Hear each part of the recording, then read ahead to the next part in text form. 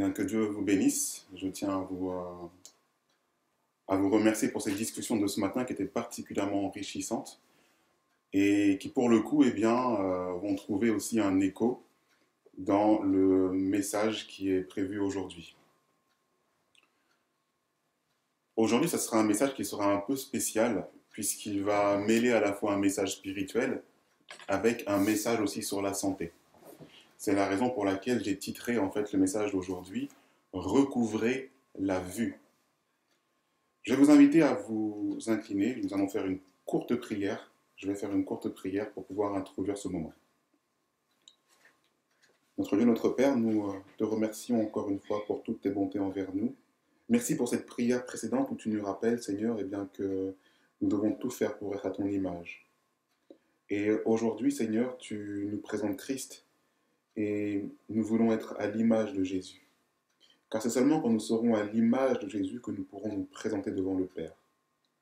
Qu'aujourd'hui, ce message provienne totalement de Jésus et que rien qui ne vienne de moi, Seigneur, ne soit dit, mais que tout provienne de Christ directement. Que ton esprit se répande sur chacun d'entre nous, ouvre nos oreilles et notre entendement, afin que nous puissions être attentifs. Que ta gloire, Seigneur, soit manifestée envers nous. Nous te prions en Jésus. Amen. Amen.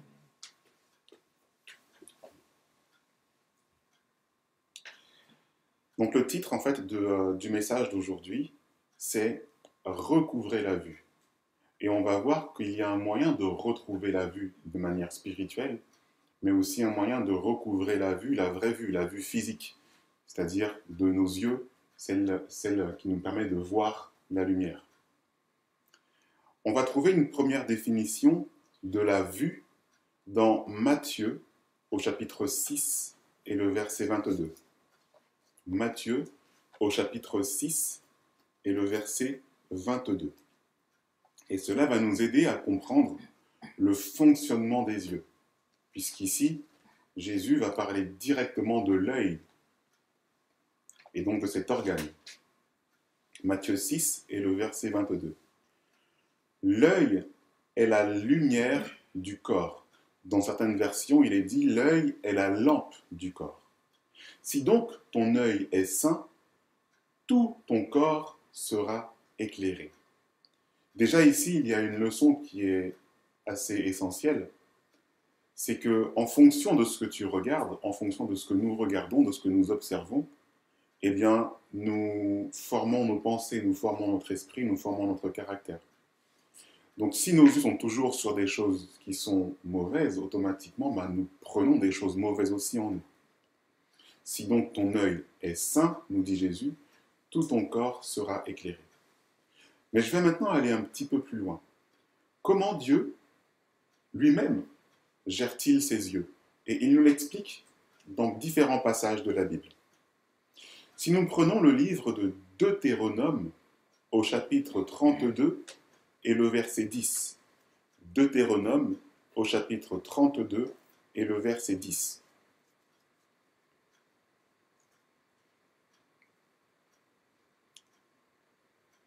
Il l'a trouvé dans un pays désert et dans un lieu hideux, où l'on n'entendait que hurlements de désolation. Il l'a conduit partout, il l'a instruit et il l'a gardé comme la prunelle de son œil. Ici, on apprend une chose, c'est que Dieu garde son bien-aimé comme la prunelle de ses yeux. Ça veut dire quoi autrement dit? Ça veut aussi dire que Dieu prend soin de ses yeux, puisqu'il le garde comme la prunelle de ses yeux. Ça veut dire qu'il garde la prunelle de ses yeux. Prenons un autre texte, dans Psaume 17 et le verset 8. Psaume 17 et le verset 8.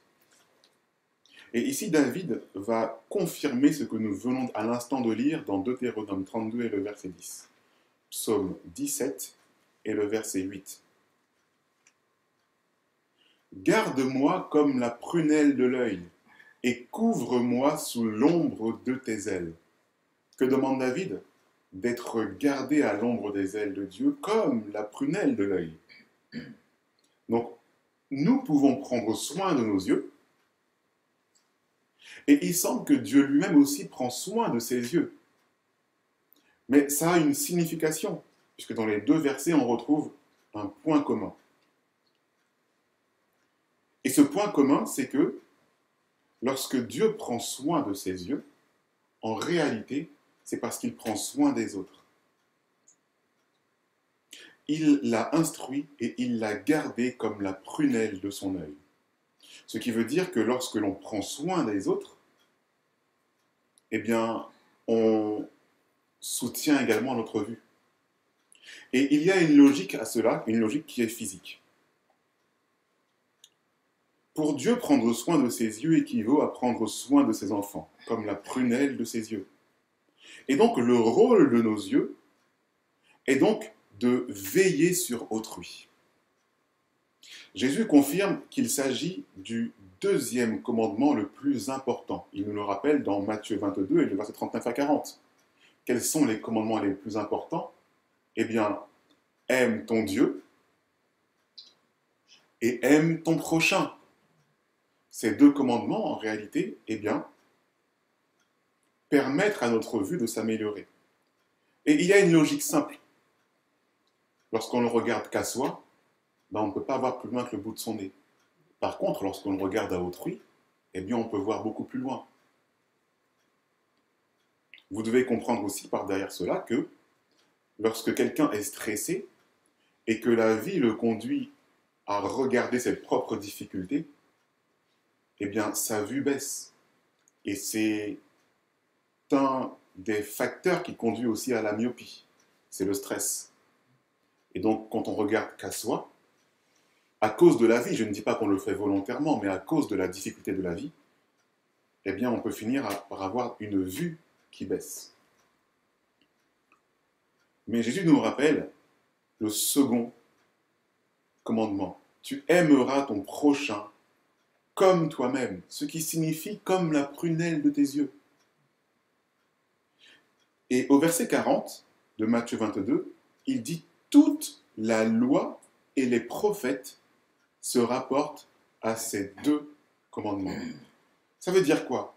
Ça veut dire que la base même spirituelle de la loi et des prophètes doit être d'être tournée vers le prochain. Et lorsque ce n'est pas fait, il y a donc une baisse de la vue, qui peut être physique, mais ça peut être aussi la vue spirituelle. A-t-on les yeux suffisamment ouverts lorsque l'on n'est tourné que vers soi? Ainsi, Proverbe 7 et le verset 2 va nous le confirmer. Proverbe 7 et le verset 2 va nous le confirmer. Garde mes commandements, c'est-à-dire la loi, et tu vivras, et mon enseignement, par les prophètes, comme la prunelle de tes yeux. Dieu nous invite constamment à observer sa loi et son enseignement, qui consiste à faire quoi? À aimer son prochain, autrui, comme soi-même. Et c'est la base, en fait, qui permet, eh bien, d'avoir une bonne vue, à la fois physique, mais aussi spirituelle. Et il y a un lien entre la vue physique, c'est-à-dire la vue par les yeux, la myopie, l'astigmatie, etc., et la vue spirituelle, la vision, ce qu'on appelle la vision. Et ce rapport, on peut le trouver dans l'histoire d'Élie, dans 1 Samuel. Je parle du sacrificateur Élie, dans 1 Samuel au chapitre 3. Prenez avec moi le texte de 1 Samuel au chapitre 3. Et puis nous allons lire verset par verset cette histoire qui est particulièrement intéressante. Et nous allons voir le rapport qu'il y a entre vue et vue. Y a-t-il un lien entre la vue normale et la vue spirituelle? Verset 1. Or, le jeune Samuel servait l'Éternel en la présence d'Élie. Et écoutez bien ce qui est dit au verset 1. Et la parole de l'Éternel était rare en ces jours-là, et les visions n'étaient pas communes. De quelle vision parle-t-on ici? Est-ce qu'on parle de la vue normale, de la vue avec les yeux? Non, on parle de la vue spirituelle. D'accord? On parle de la vision que Dieu apporte à l'homme. Eh bien, ces visions n'étaient pas communes. Elles étaient rares en ce jour-là. Qu'est-ce que cela veut dire? Cela veut dire, au verset 1, eh bien, que de manière spirituelle, le peuple était aveugle. D'accord? De manière spirituelle, le peuple était aveugle. Mais ce qui est encore plus intéressant, c'est que le verset qui suit fait le lien entre la vue spirituelle et la vue physique. Verset 2, « Et il arriva un jour qu'Élie, dont les yeux commençaient à se ternir, de sorte qu'il ne pouvait voir, étant couché en son lieu. » Et là maintenant, on nous parle de la vue physique, la vue normale d'Élie. Eh bien, elle est terne. Comme quoi, eh bien, sa vision physique a baissé, effectivement, et ça correspond également au moment où la vue spirituelle, les visions, étaient rares. Y a-t-il finalement un lien ici? Est-ce que c'est un hasard que ces deux versets, côte à côte, qui nous parlent de vision, nous montrent à chaque fois qu'il y a une baisse dans la vue? Verset 3. « Avant que les lampes de Dieu fussent éteintes », il y a une façon de comprendre ce terme en fait. Ça veut dire que dans l'ordre des choses, dans le quotidien de Samuel, eh bien, chaque soir, il éteignait en fait les lampes, les 7 chandeliers, pour la nuit, tout simplement. Mais on peut le prendre d'une autre façon. Avant que la vision spirituelle ne soit définitivement éteinte, Samuel étant aussi couché au tabernacle de l'Éternel où était l'arche de Dieu, l'Éternel appela Samuel et il répondit « Me voici » au verset 4. Donc avant que la lumière ne s'éteigne définitivement, pour la nuit et pour les ténèbres, Dieu appelle Samuel. Pourquoi? Peut-être encore une histoire. Oui, peut-être encore pour une histoire de vue. Peut-être pour recouvrer finalement la vue. Et il courut vers Élie et lui dit, « Me voici car tu m'as appelé. » Mais Élie dit, « Je ne t'ai point appelé, retourne-t'en et couche-toi. » Et il s'en retourna et se coucha. Et je vais aller encore plus loin parce qu'il semble ici que, en plus d'être aveugle, Élie est sourd. Parce qu'il n'entend pas Dieu. Okay? Mais de quel type d'audition on parle ici? Physique ou spirituelle? À la fin de chaque texte dédié aux 7 églises, il est dit que celui qui a des oreilles entende ce que l'Esprit dit aux églises. Mais d'où viennent ces lettres? De vision. La vue et l'audition, la bonne compréhension des textes de manière spirituelle et la bonne vue spirituelle dépend de notre état aussi. Est-ce qu'on a la vue bien ouverte? Est-ce qu'on a l'audition bien ouverte? Dans les deux cas, c'est lié. Verset 6. « Et l'Éternel appela encore Samuel, et Samuel se leva et s'en alla vers Élie et lui dit, « Me voici, car tu m'as appelé. » Et Élie dit, « Mon fils, je ne t'ai point appelé, retourne-t'en et couche-toi. » Or Samuel ne connaissait point encore la voix de l'Éternel, et la parole de l'Éternel ne lui avait point encore été révélée. Et l'Éternel appela encore Samuel pour la 3e fois. Faisons le lien ici avec le message des 3 anges. Parce que au 3e message, au 3e appel, Samuel se lève et s'en va. Et il va apprendre de la bouche d'Élie que c'est possiblement Dieu qui l'appelle. Et là, il commence à comprendre qu'il y a quelque chose de spécial. Passons directement au verset 10. « Et l'Éternel vint et se tint là, et il appela, comme il l'avait fait les autres fois. » Nous sommes passés au 4e message, renforçant le message du 3e ange. Et Samuel va répondre, « Parle, car ton serviteur écoute. » Il était temps, mes amis, parce qu'après le message du 3e ange, et après le message du 4e, il n'y en a pas d'autre. Et si on rate ce coche, si on rate cette étape-là, eh bien on risque la perdition. Il était temps que Samuel entende enfin Et à son jeune âge, il a entendu et il a compris cela. Verset 11, alors l'Éternel dit à Samuel, « Voici, je vais faire une chose en Israël que nul ne pourra entendre sans que ses deux oreilles lui tintent. En ce jour-là, je mettrai en effet contre Élie tout ce que j'ai dit contre sa maison. Je commencerai et j'achèverai. Car je l'ai averti que j'allais punir sa maison pour jamais, à cause de l'iniquité qu'il a connue. C'est que ses fils se sont rendus infâmes et il ne les a point réprimés. C'est pourquoi j'ai juré à la maison d'Élie, si jamais l'iniquité de la maison d'Élie est expiée, par quelques sacrifices ou par quelques oblations. » Verset 15. Et Samuel demeura couché jusqu'au matin, puis il ouvrit les portes de la maison de l'Éternel. Or, Samuel craignait de déclarer cette vision à Élie. Pourquoi? Je peux comprendre qu'il craint de pouvoir le révéler parce qu'il a une mauvaise nouvelle à annoncer à Élie. D'accord? Verset 16. Mais Élie appela Samuel. Élie ne se rend pas compte que, en venant demander à Samuel ce que Dieu venait de lui dire, ça se retournerait contre lui. Verset 17. Quelle est la parole qui t'a été adressée? Je te prie, ne me la cache point. Que Dieu te traite avec la dernière rigueur si tu me caches un seul mot de tout ce qui t'a été dit. Samuel donc lui déclara toutes ces paroles, et il ne lui cacha rien. Et Élie répondit, c'est l'Éternel, qu'il fasse ce qui lui semblera bon. Élie était aveugle physiquement, et Élie était aussi aveugle spirituellement.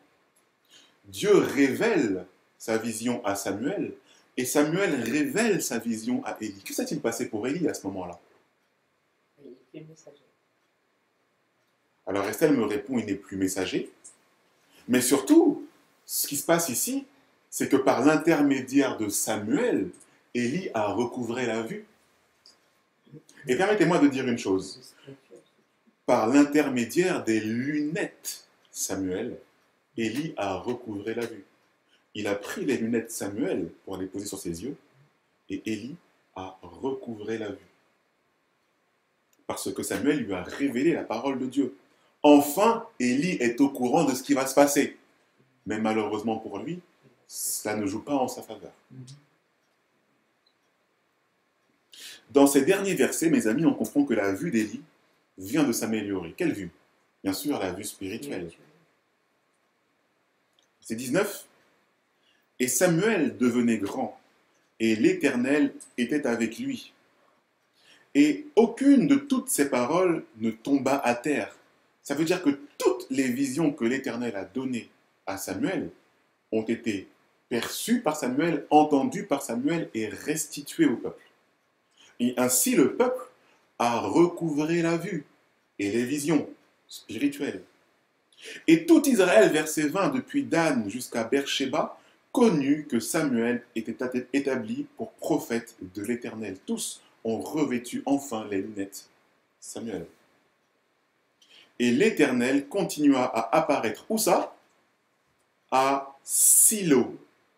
Car l'Éternel se manifestait à Silo par sa parole. Amen.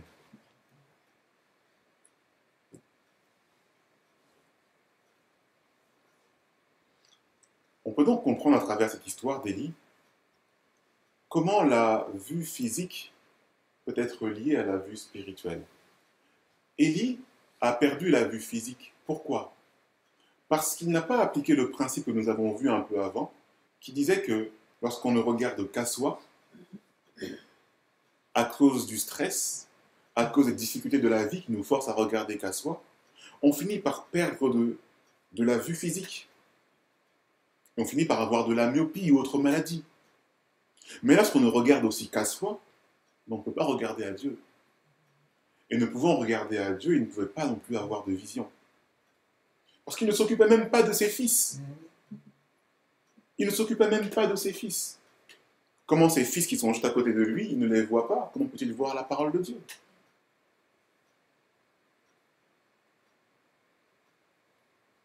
Je vais passer à une autre histoire de guérison de vue. Et on va y apprendre une leçon assez particulière. Prenez avec moi l'histoire que nous avons vue ce matin avec les enfants, qui se trouve dans Jean au chapitre 9. Jean au chapitre 9, et on va lire à partir du verset 1. Jean au chapitre 9, à partir du verset 1. Jésus vit, en passant, un homme aveugle de naissance. Ses disciples lui firent cette question. Rabbi, mais qui a péché, cet homme ou ses parents, pour qu'il soit né aveugle? Vous vous rendez compte de ce que les disciples sont en train de dire ici? Que si cet homme est aveugle, c'est à cause du péché de ses parents. D'accord? C'est grave parce que c'était une tradition à l'époque de penser que le péché le péché non pardonné pouvait être transmis à l'enfant. C'était la pensée, c'est comme ça qu'ils le pensaient en fait à l'époque. Qui a péché, cet homme ou ses parents, pour qu'il soit né aveugle? Mais un enfant, lorsqu'il naît, est-ce qu'il naît pécheur? Non, il ne naît pas pécheur, un enfant. C'est en grandissant qu'il sera amené à prendre des choix, à prendre des décisions qui feront qu'il deviendra pécheur. Mais lorsqu'un enfant naît, il naît innocent. Oui, mais je veux dire, quand on est pécheur, dès la naissance, on est pécheur. On est pécheur. On est pécheur par... On n'a pas péché. On a la nature, la nature du péché, mais on n'est pas pécheur. Jésus est né dans la nature du péché, mais il n'a jamais été pécheur. Et étant enfant, on ne peut pas avoir les conséquences directement du péché et des parents, sauf si on en fait le choix. Ça veut dire qu'en grandissant, on fait le choix volontairement de pécher. À ce moment-là, le passage est fait. La transition est faite.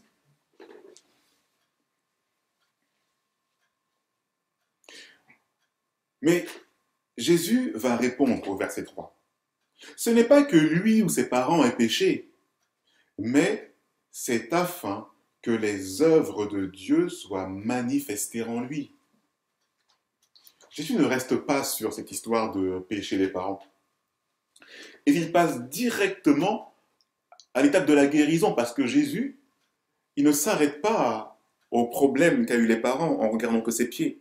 Il voit déjà beaucoup plus loin, et il voit déjà la guérison de cet homme. Pourquoi? Eh bien, pour que les œuvres de Dieu soient manifestées en lui. Parce qu'en guérissant, eh bien, les œuvres de Dieu se manifestent. C'est ça aussi le principe de guérison. C'est lorsque Dieu agit en soi, en chacun d'entre nous. Il faut qu'il fasse, verset 4, tandis qu'il est jour, les œuvres. Il faut que je fasse, tandis qu'il est jour, les œuvres de celui qui m'a envoyé. C'est-à-dire quoi? La guérison. La nuit vient où personne ne peut travailler. Les ténèbres arrivent, mes amis, où plus personne ne pourra voir.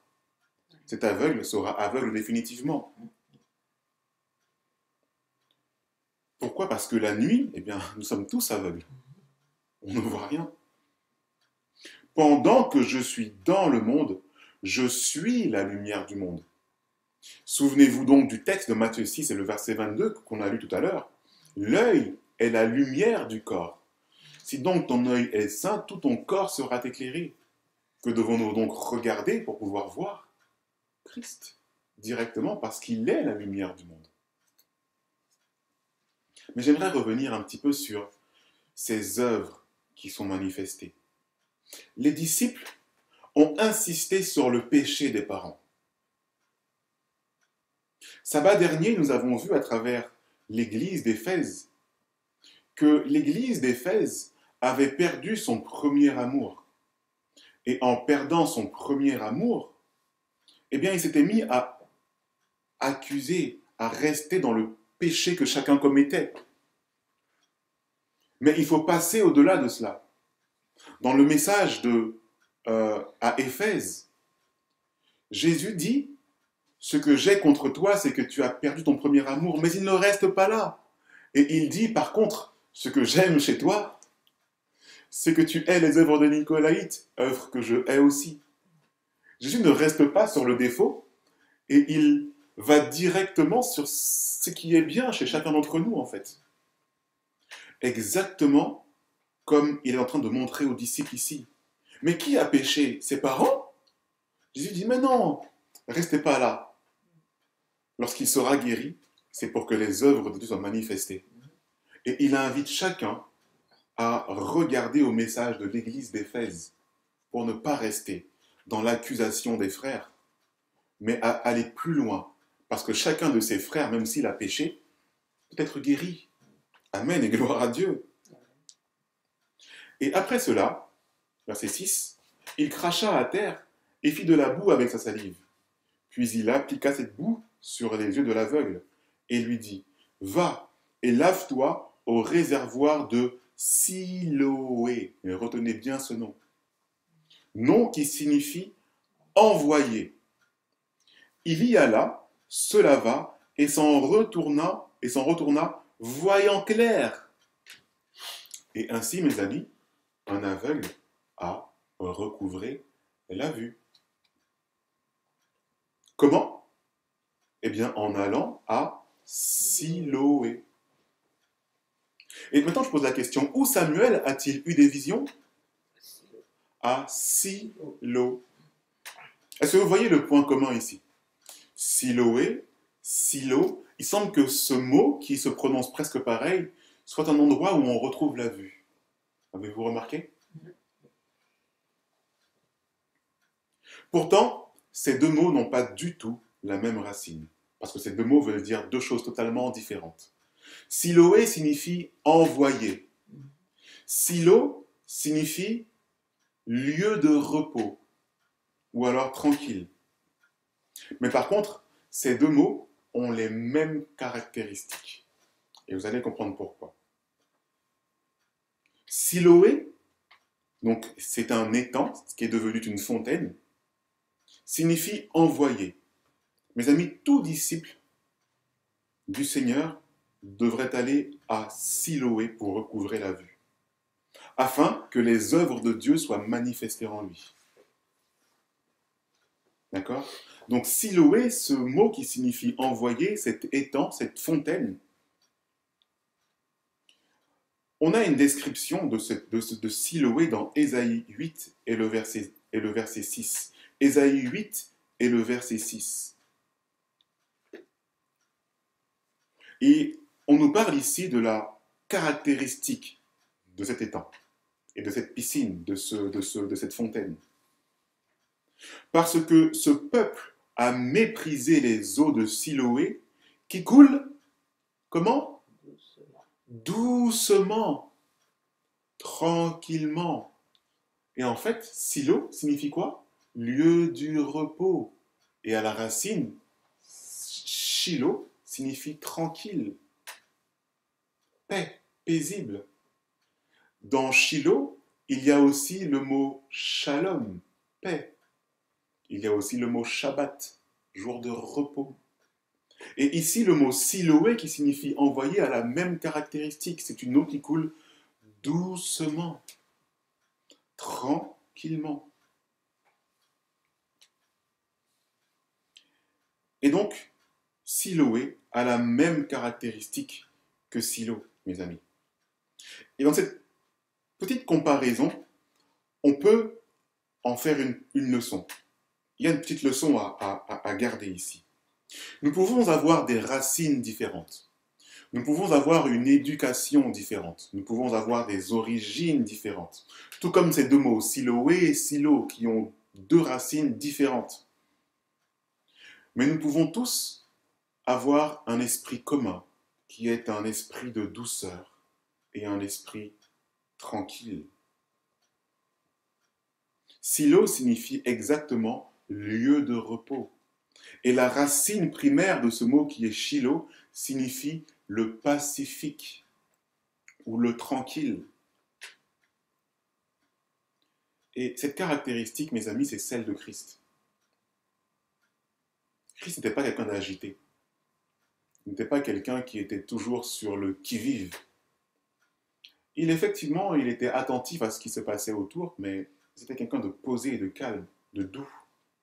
Et la Bible nous en parle en nous disant que le sceptre ne s'éloignera point de Juda, ni le bâton souverain d'entre ses pieds, jusqu'à ce que vienne le Shiloh, et que les peuples lui obéissent, jusqu'à ce que vienne le tranquille, jusqu'à ce que vienne le pacifique, jusqu'à ce que vienne Jésus, mes amis. Que devrait donc être notre tempérament? Eh bien, être en paix, mes amis, avec chacun entre nous, entre chacun. Être paisible.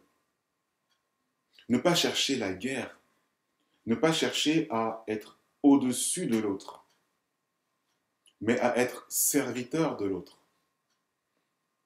Ces différentes eaux, étaient au service du peuple pour qu'il recouvre la vue.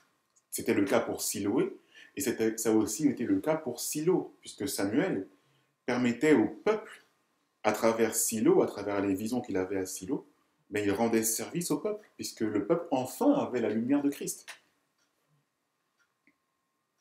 Beaucoup de personnes n'ont pas la paix. Elles n'ont pas la paix.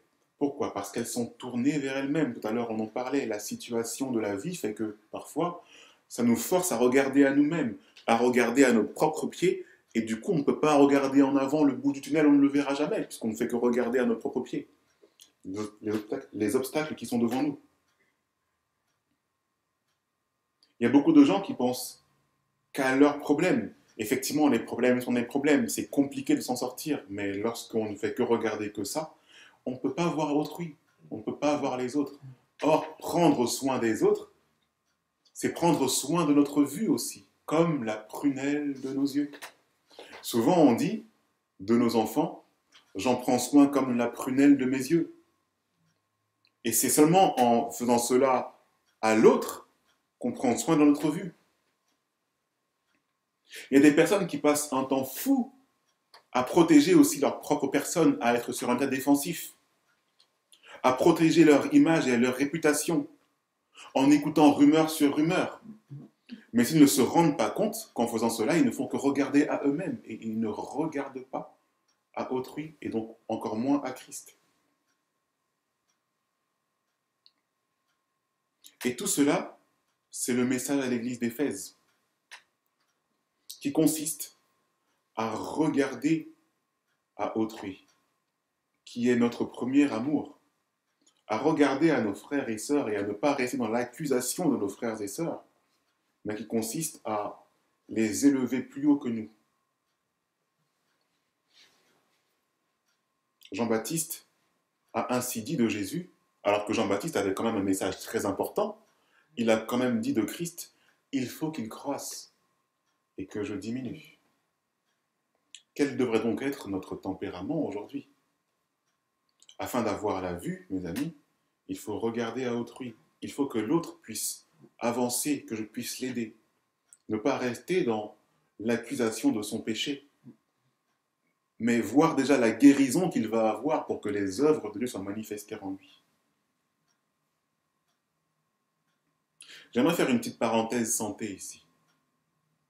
Jésus a appliqué une boue faite de terre et de salive sur les yeux de cet aveugle. Je pose la question, quelle boue aujourd'hui on utilise et qui a des fins thérapeutiques? L'argile. Est-ce que vous savez que l'argile est bon pour les yeux? L'argile est bon pour la vue. Et est-ce que vous savez, puisqu'on parle de Silo, puisque c'est à Siloé qu'il a été guéri grâce à l'argile, et on a fait le rapport avec Silo, est-ce que vous pouvez savoir maintenant de quelle maladie peut-on guérir avec l'argile? Et bien c'est simple, il nous suffit maintenant de revenir à ce qu'avait Élie. Dans 1 Samuel 3 et le verset 2, 1 Samuel 3 et le verset 2, il nous est dit en ce même temps, Élie qui commençait à avoir les yeux troubles et ne pouvait plus voir, était couché à sa place, les yeux troubles. C'est ce qu'on nous dit dans la version Louis II et dans la version Darby. On a les yeux troubles. D'accord? Ça veut dire une vue qui n'est pas totalement nette. D'accord? Est-ce qu'il était aveugle vraiment ici? Non. Il avait juste les yeux qui étaient troubles. Dans une autre version, quand on prend la version Summer et Second 21, il est dit, une nuit, le prêtre Élie, dont la vue s'était très affaiblie, d'accord, et qui était presque aveugle. Donc ici, on nous parle des yeux troubles, on nous parle aussi d'une vue très affaiblie, d'accord. On a ici des symptômes. On comprend au fur et à mesure qu'est-ce que ça peut être. Mais la troisième version va nous donner une définition claire et simple de la maladie qu'avait Élie. Si nous prenons la version Martin et Osterwald, et il arriva un jour qu'Élie étant couché en son lieu, or ses yeux commencèrent à se ternir, et il ne pouvait voir. Lorsqu'on parle de yeux ternes, c'est quoi être un état terne? C'est lorsqu'il y a une blancheur qui commence à apparaître. Vous comprenez? Ça devient terne. Un élément qui devient terne, c'est lorsqu'il perd sa couleur vivante. D'accord? Il perd sa couleur vivante. Et donc ici, on peut comprendre que la vue, en fait, commence à blanchir. Et quelle est la maladie des yeux où une partie de l'œil commence à blanchir et commence à se ternir? La cataracte. Exactement. Et sachez que l'argile prévient la cataracte. L'argile posée en cataplasme sur l'œil, sur les yeux fermés bien sûr, d'accord, a un effet, ce qu'on appelle un effet astringent. Ça veut dire qu'il aspire les toxines. Et il aspire les toxines qui s'accumulent au niveau de la cornée et du cristallin. Ce qui fait que, eh bien, on prévient ainsi la cataracte. Et ça, c'est une leçon qui provient directement de Jésus et de Silo et Siloé, qui ont la même caractéristique. Lorsque l'on lit la Bible, on peut la lire de différentes manières pour avoir des leçons spirituelles, pour avoir des leçons morales, pour avoir une connaissance prophétique, mais on peut y avoir aussi des connaissances de santé. Et Jésus nous le montre ici. Fermons la parenthèse santé et revenons sur une autre histoire. Une autre histoire de vue, d'un homme qui a perdu la vue, mais qui l'a aussi retrouvée. Et c'est Saul. Si vous prenez le texte de Actes au chapitre 9 et les versets 3 à 9, prenez avec moi le texte de Actes au chapitre 9 et les versets 3 à 9. Et comme il était en chemin et qu'il approchait de Damas, tout d'un coup, une lumière venant du ciel resplendit comme un éclair autour de lui. Et étant tombé à terre, il entendit une voix qui lui dit « Saul, Saul, pourquoi me persécutes-tu » Et il répondit « Qui es-tu, Seigneur » Et le Seigneur lui dit « Je suis Jésus que tu persécutes. Il te serait dur de regimber contre les aiguillons. » Alors, tout tremblant et effrayé, il dit « Seigneur, que veux-tu que je fasse » Et le Seigneur lui dit « Lève-toi et entre dans la ville, et là on te dira ce que tu dois faire. » Or, les hommes qui faisaient le voyage avec lui s'arrêtèrent tous interdits, entendant bien la voix, mais ne voyant personne. Et Saul se leva de terre, et ayant ouvert les yeux, il ne voyait personne, de sorte qu'ils le conduisirent par la main et le menèrent à Damas. Et il fut 3 jours sans voir, sans manger et sans boire. Ici, on peut déjà aussi apprendre une leçon de santé. Quelque chose qui peut nous aider à améliorer la vue, mes amis. Le jeûne. Voilà, exactement. Le jeûne. On a ici une leçon de santé. Parce que Christ nous dit tout en réalité sur les maladies. Pendant 3 jours, mes amis, vous faites un jeûne. Je ne sais pas si ne pas boire aujourd'hui, Mais c'est un jeûne sec. c'est un jeûne sec ici, hein, d'accord? Oui. C'est un jeûne sec. Hum. Mais en tout cas, le jeûne a une incidence sur notre vue parce qu'il permet de détoxiner le corps. Et on a vu tout à l'heure que la cataracte, c'est un problème de toxines qui s'accumulent dans les yeux. Fermons la parenthèse santé. Saul avait déjà entendu parler de Jésus. Il avait déjà entendu parler de Jésus par des rumeurs, par autrui. Les sacrificateurs avec lesquels il travaillait lui avaient dit que Christ, c'était un faux prophète, que c'était un pécheur. Et donc Saul avait retenu cela. Il avait entendu parler de Jésus, mais il ne le connaissait pas. Au point que lorsque Jésus se présente à lui, eh bien, naturellement, il ne le reconnaît pas. Ok? Et c'est la raison pour laquelle il a été frappé d'aveuglement. Qui es-tu, Seigneur? Et Jésus doit se présenter à lui, je suis Jésus que tu persécutes. Il a entendu les rumeurs fausses concernant Jésus, mais il n'a pas rencontré Christ en personne pour le connaître. Mes amis, Saul est un aveugle, car il écoute les rumeurs plutôt que de chercher à connaître la source. Il est devenu aveugle physiquement à cause de cela, parce qu'il regardait où ça? À lui-même, premièrement. C'était le cas de Saul avant qu'il ne rencontre Christ. Et résultat, eh bien, il est devenu aveugle aussi physiquement. Mais maintenant que Saul a rencontré Christ et qu'il est sur le point de devenir Paul,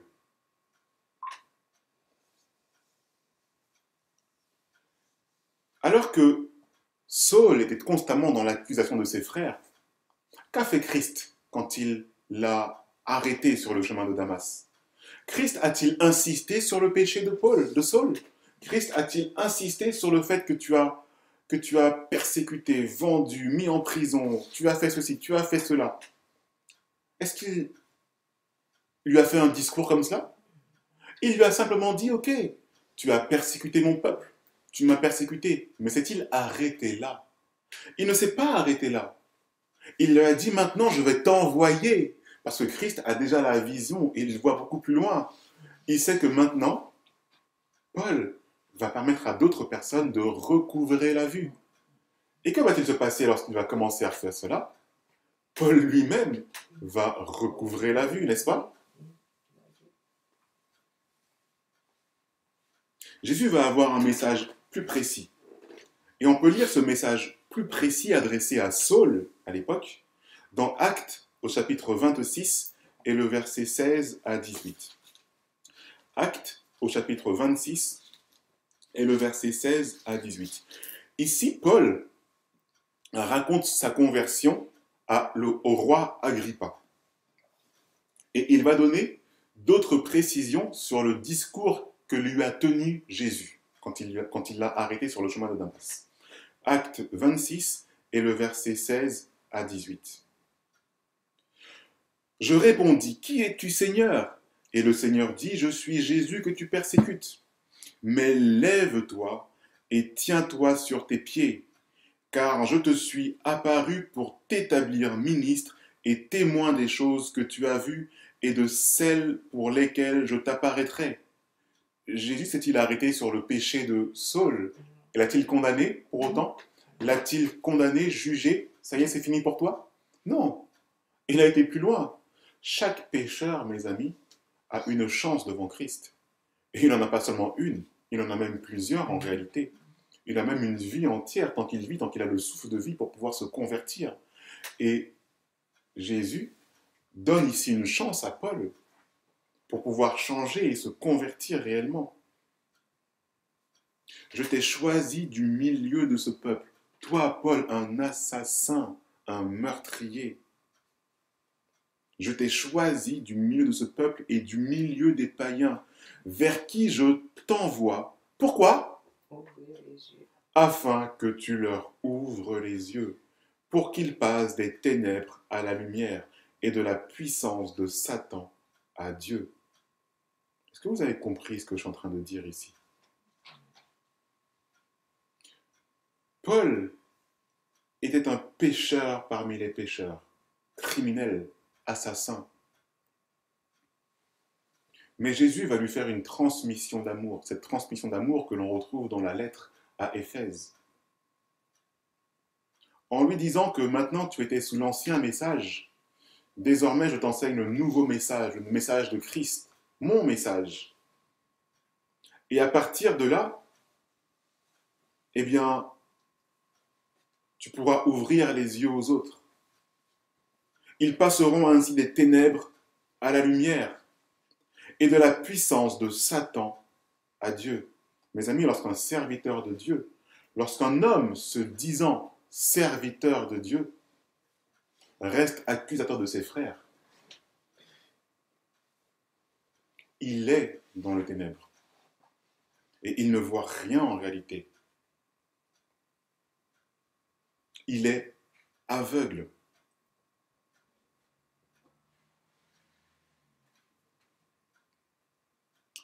Mais reprenons la suite de l'histoire dans l'original, c'est-à-dire si on revient dans Actes au chapitre 9 et le verset 10 à 18. Et l'on va voir que ce principe de transmission continue. Jésus va transmettre son message à Paul. Paul qui a un défaut, Paul qui est défectueux, il va lui transmettre un message et Paul, à ce moment-là, va devenir un excellent messager. D'accord? Il va devenir l'apôtre avec un A majuscule. Ok? Parce que Jésus lui a transmis l'amour, le tact, en mettant de côté son péché et en lui transmettant le véritable message. Mais à la suite, justement, de son histoire, de Paul, on va voir encore une autre transmission. Actes au chapitre 9 et le verset 10 à 18. Or, il y avait à Damas un disciple nommé Ananias. Je reprends donc Actes au chapitre 9 et le verset 10 à 18. Acte 9 au verset 10 à 18.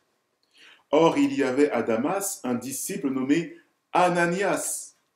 Le Seigneur lui dit dans une vision. Ah, intéressant. Ici, ce disciple voit spirituellement, parce que Dieu lui donne des visions. Ananias. Et il répondit, me voici, Seigneur, exactement comme Samuel, qui a recouvré la vue. Qui n'a même pas recouvré la vue, qui a ouvert les yeux. Et le Seigneur lui répondit, lui dit, verset 11, lève-toi et va dans la rue qu'on appelle la droite, et demande dans la maison de Judas un homme nommé Saul de Tarse. Car voici, il prie. Et dans une vision, il a vu un homme nommé Ananias. Ça veut dire quoi ici? Ça veut dire que bien que Saul soit aveugle physiquement, maintenant qu'il a rencontré Christ et que Christ lui a pardonné son péché et qu'il lui a transmis le message à transmettre, désormais il voit spirituellement. Et à un moment donné, cela va avoir une incidence sur sa vue, puisque maintenant il voit ses frères qui l'accusaient. Il a ouvert les yeux sur ses frères qui l'accusaient. Et cela va avoir une incidence sur sa santé.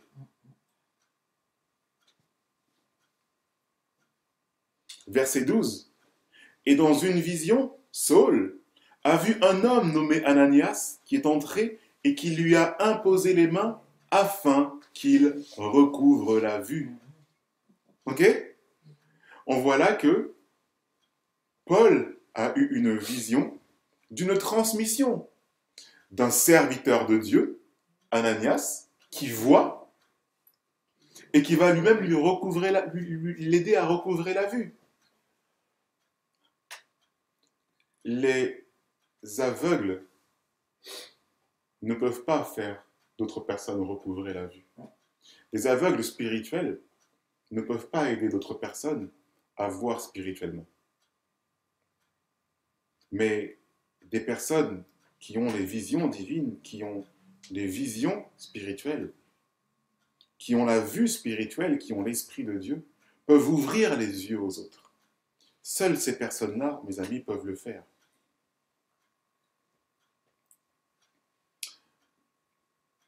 Verset 13. Mais Ananias répondit, Seigneur, j'ai appris de plusieurs combien cet homme a fait le mal à tes saints à Jérusalem. Ananias non plus a un petit souci là. C'est qu'il a, il a entendu des choses. Il a entendu des choses sur Saul. Et il sait que Saul, c'est quelqu'un de dangereux.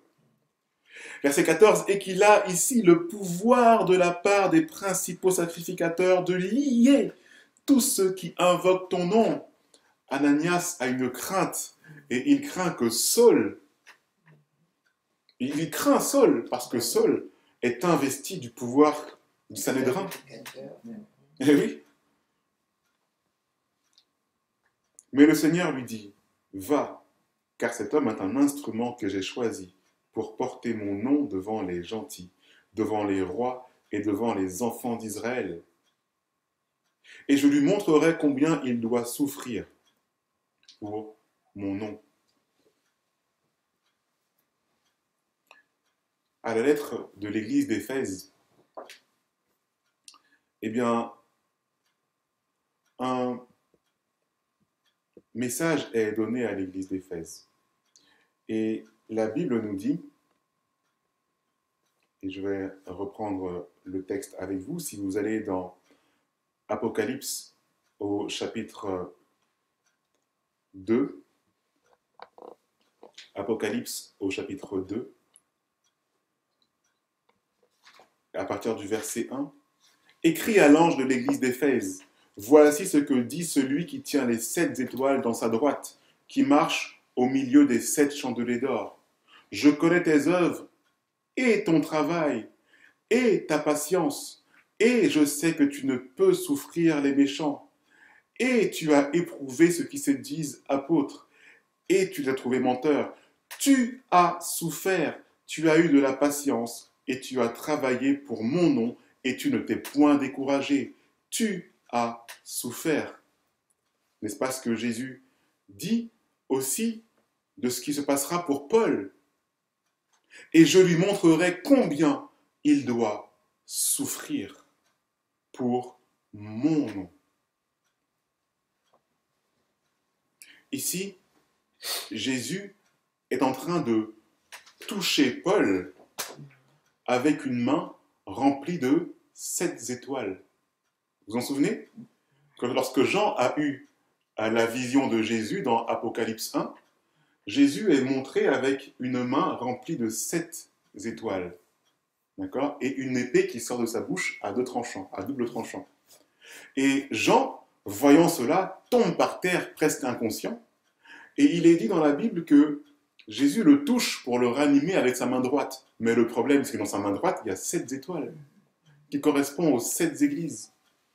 Et ici, Paul est touché avec cette main à 7 étoiles. Et on voit que sa mission sera les missions, de transmettre aux différentes églises toutes ces choses. Et il va aussi commencer son œuvre à Éphèse.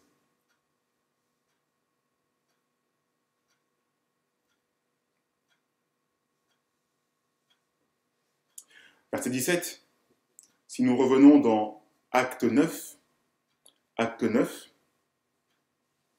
et à partir du verset 17, qu'a donc fait Ananias? Ananias est-il resté sur son propre problème? Je crois que cet homme est mauvais. Est-ce qu'il a continué à regarder à ses pieds l'obstacle que pouvait être Saul? Ananias, celui qu'il est dit, qui a des visions de Dieu, disciple de Dieu, est-il resté sur son acquis? Non. Verset 17, acte 9. Ananias sortit donc. Il n'a même pas insisté. Jésus lui a dit, je ferai de cet homme quelqu'un de bien. Ok, j'y vais. Ananias sortit donc et étant entré dans la maison, il imposa les mains à Saul et lui dit, Saul, toi la Saul. Non, c'est pas ce qu'il lui a dit. Hein. Il lui a dit, Saul, mon frère. Amen. Amen. Saul, mon frère. Le Seigneur Jésus qui t'est apparu dans le chemin par où tu venais m'a envoyé pour que tu recouvres la vue et que tu sois rempli du Saint-Esprit. Amen. Ananias n'est pas resté sur sa connaissance simple du meurtrier qu'était Saul. Il a passé outre et il a directement regardé plus loin que le bout de son nez au message de Christ, parce qu'il sait que, en ne faisant pas la volonté de Christ, un homme ne pourra pas se présenter devant les chefs des nations pour présenter le message. Et lorsque l'on fait cela, lorsqu'on est accusateur des frères, on empêche le message de se répandre dans le monde entier. Verset 18. Et aussitôt, il tomba de ses yeux comme des écailles, et à l'instant, il recouvra la vue, puis il se leva et fut baptisé. Ici, nous avons donc aussi une transmission. Jésus enseigne à Ananias, Ananias enseigne à Saul, et Saul enseignera au reste du monde. Lorsque l'on coupe ce système de transmission, qui est une transmission d'amour, on empêche l'évangile. Parce que l'on continue à accuser ses frères et sœurs de telle ou telle chose, sans voir plus loin que cela, sans voir le fait que chacun de ces hommes et de ces femmes peut être un flambeau éclairant la terre entière, alors on casse l'évangile. Et c'est la raison pour laquelle, eh bien, lorsque nous relisons le texte de l'église d'Éphèse, eh bien, on se rend compte à quel point l'évangile est cassé lorsque cette transmission n'a pas lieu. Relisons ensemble en guise de conclusion, eh bien, le texte de la lettre à l'église d'Éphèse. Donc revenons encore une fois dans Apocalypse au chapitre 2 et le verset 1. Apocalypse au chapitre 2 et à partir du verset 1.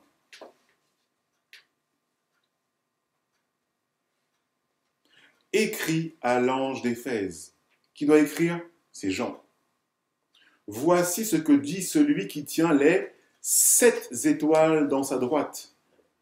Que représentent les 7 étoiles? Eh bien, ce sont les 7 anges des églises. Les anges sont des messagers, ce qui veut dire que les 7 étoiles, ce sont les responsables de l'Église, les anciens, les autorités de l'Église. Et Jésus dit,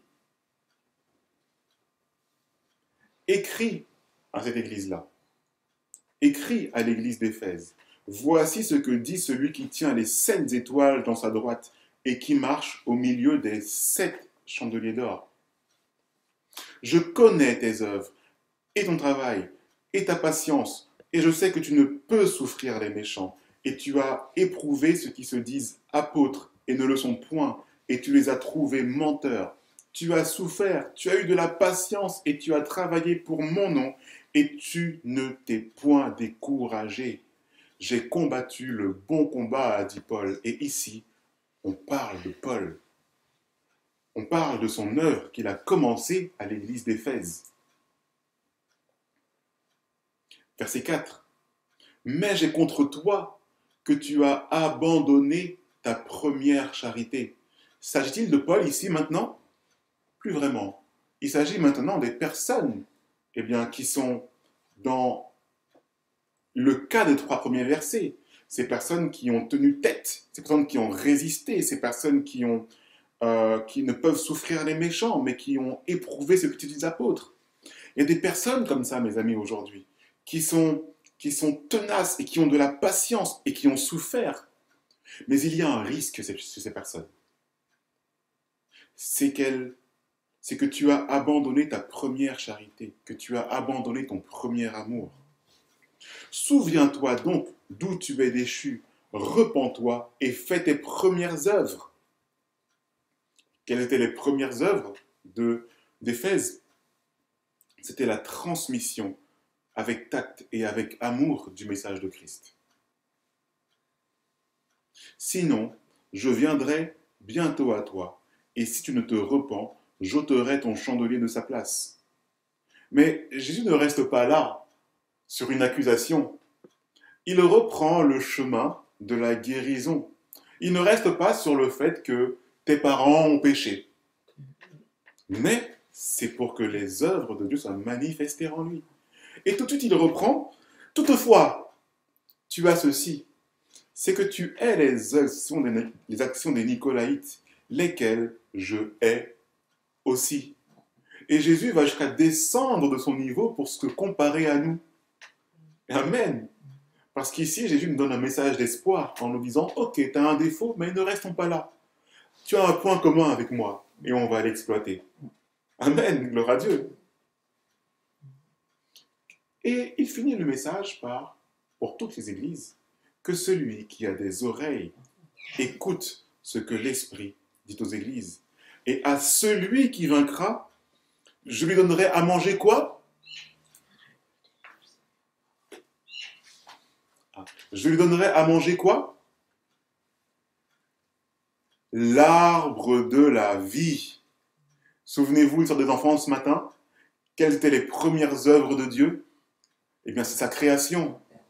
Et il y avait quoi dans la création? L'arbre de la vie, qui est au milieu du paradis et qui donne la vie. Ça, mes amis, ce sont les premières œuvres. C'est l'amour qui donne la vie.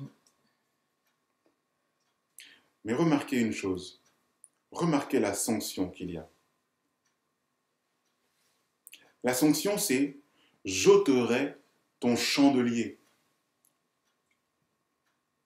Que se passe-t-il lorsque vous êtes dans une maison et qu'il y a juste une bougie pour éclairer la maison, que nous sommes tous ici, ok, et que quelqu'un a besoin de prendre quelque chose d'autre à l'étage? Eh bien, il va prendre la bougie et il va monter à l'étage. Que se passe-t-il pour tous les autres qui sont ici? Eh bien, ils se retrouvent dans les ténèbres. Et ça, c'est grave, mes amis. Souvenez-vous que le chandelier signifie une église. Et que lorsque ce chandelier est ôté de sa place, c'est toute une église qui est perdue. Toute une église qui est mise dans les ténèbres. Pourquoi? Parce que le ministre de cette église a perdu son premier amour et qu'il ne transmet pas le message d'amour de Christ à autrui. Il ne permet pas à d'autres personnes d'aller enseigner. Il ne permet pas à Saul, plus tard Paul, eh bien d'être ministre de l'Évangile.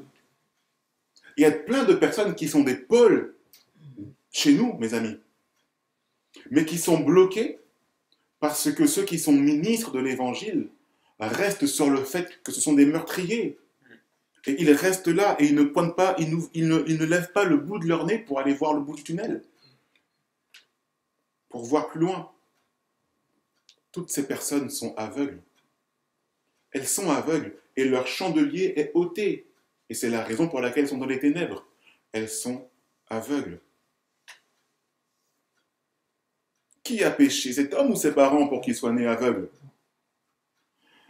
Ce n'est pas que lui ou ses parents aient péché, mais c'est afin que les œuvres de Dieu soient manifestées en lui. Amen. Jésus n'est pas resté sur l'accusation des parents, on l'a vu tout à l'heure, mais il est passé directement à la transmission avec amour de la guérison. Lorsque l'on veut recouvrer la vue, mes amis, on ne doit pas rester campé sur sa position et ne regarder qu'à soi.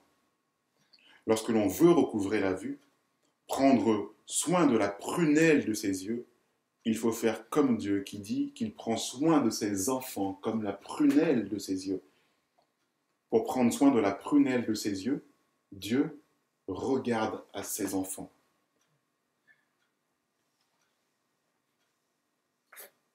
lorsque l'on veut recouvrer la vue, il faut pouvoir mettre de côté les difficultés de la vie et tenter de regarder à autrui, parce que il existera toujours des personnes qui auront plus de difficultés que nous, mes amis.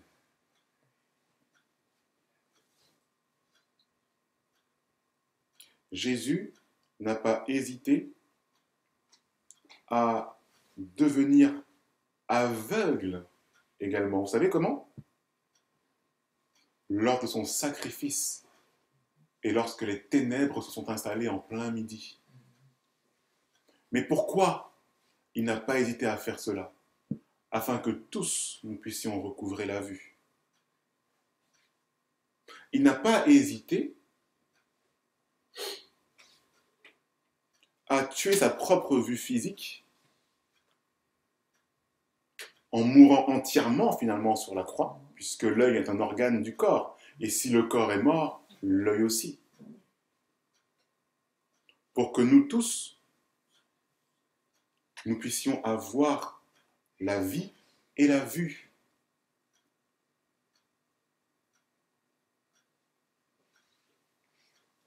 Pour que l'évangile puisse perdurer, puisse s'accroître, et pour que les nations puissent continuer à entendre parler de Christ, nous devons appliquer cette transmission qui est faite à l'église d'Éphèse, cette première charité, son premier amour. Même si un tel a un péché, enseignons-le. C'est ce qu'ont fait Ananias, c'est ce qu'ont fait Priscille et Aquilas, merci. C'est ce qu'ont fait Priscille et Aquilas. Un certain Apollos est venu prêcher à Éphèse, mais il n'avait pas un message complet, puisqu'il prêchait le baptême de Jean. Il n'était pas complet, donc il pouvait avoir un problème. Mais Priscille et Aquilas ne se sont pas arrêtés là. Ok, ton message n'est peut-être pas complet, mais on va t'enseigner maintenant le baptême de Christ. Et ils ne sont pas restés sur le défaut d'Apollos, mais ils l'ont enseigné. Et Apollos a pu partir jusqu'à Corinthe, jusqu'en Grèce, pour pouvoir enseigner. Il a été favorablement accueilli par l'ensemble des membres. Et il s'est retrouvé être un Éphésien de l'église d'Éphèse, à œuvrer avec patience et persévérance, grâce à la transmission de Priscille et Aquilas.